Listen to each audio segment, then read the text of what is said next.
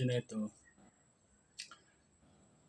gagawa lang tayo ng solusyon sa ating may mga crack na plastic or nabasag. Gagawa lang tayo ng remedies kung wala pa kayong pamalit mga boss. Ito lang mga boss. Ito. Kuha lang kayo ng ganitong kanipis na pwede rin alam rin mga boss basta ganitong kanipis. Yung ginamit ko mga boss, ito po yung ating electrical mga boss. Ito. Kumuha lang ako ng kanyang hibla. Ito mga boss. Ito mga boss, ang electrical ito mga boss. Kumuha lang ako ng kanyang hibla. Gagawa lang tayo mga boss ng palitan M mga boss. Ganito.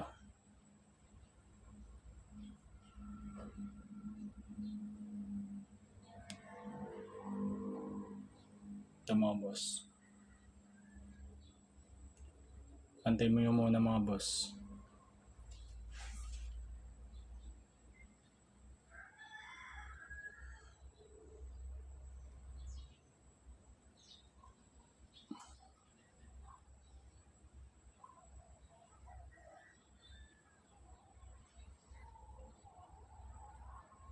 Ito mga boss. Ganito na po ang kanyang magiging itsura mga boss.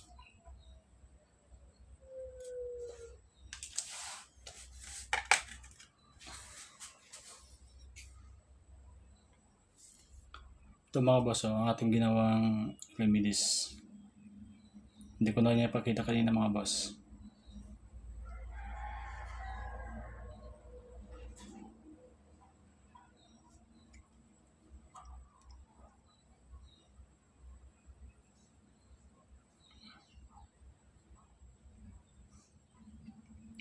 Ito mga boss. Maglalagay pa tayo dito ng isa mga boss ito.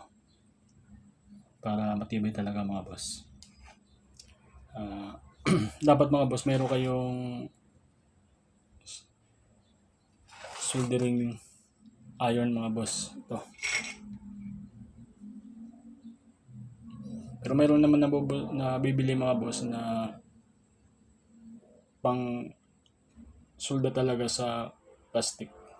Pero wala naman tayong gamit mga boss. Kaya soldering iron muna yung ating gagamitin mga boss.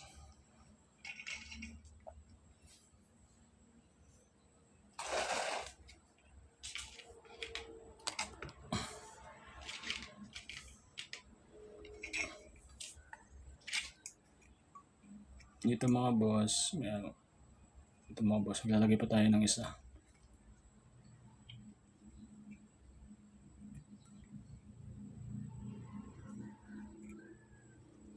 Dito mga boss.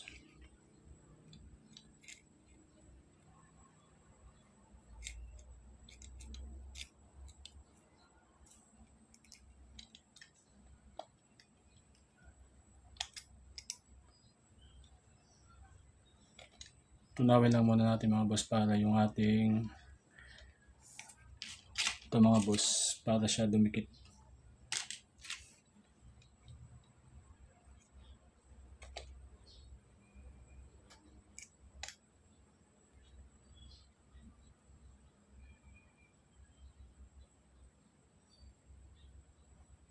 Mga boss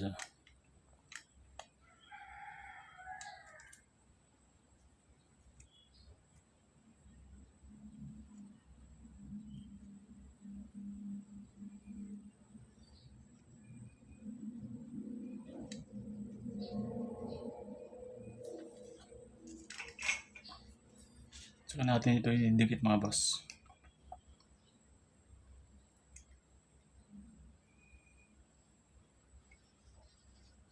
Ito mga boss ngayon.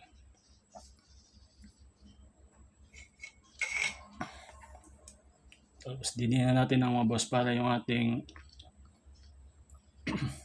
para ito mga boss lumubog siya. Bilag.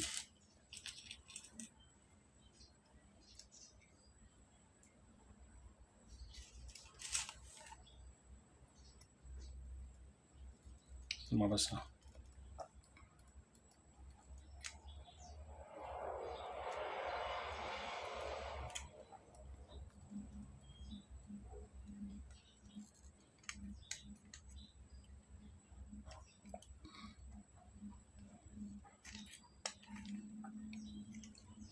Ito mga boss, oh.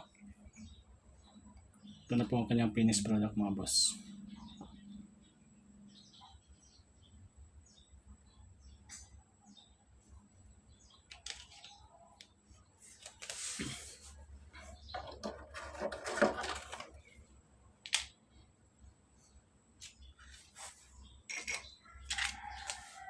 So ito mga boss, maglalagay din tayo ng gamit lang tayo ng cable tie mga boss. Para mas tumibay pa ito mga boss, matatabunan ng kanyang ginawa nating ito.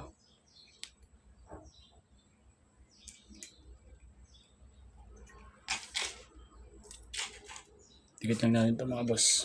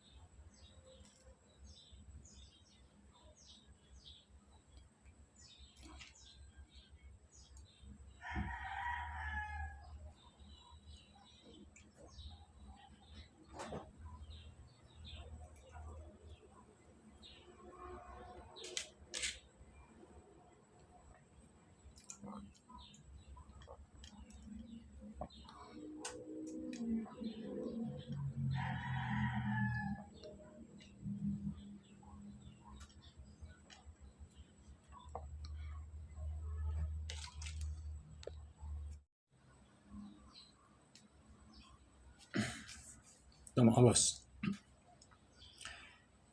Ito na yung ating natapos na ginawa kanina mga boss. Nakatibay na po siya mga boss. Ito po ang kanyang ito po kanina mga excess mga boss. Pinutol ko po na siya.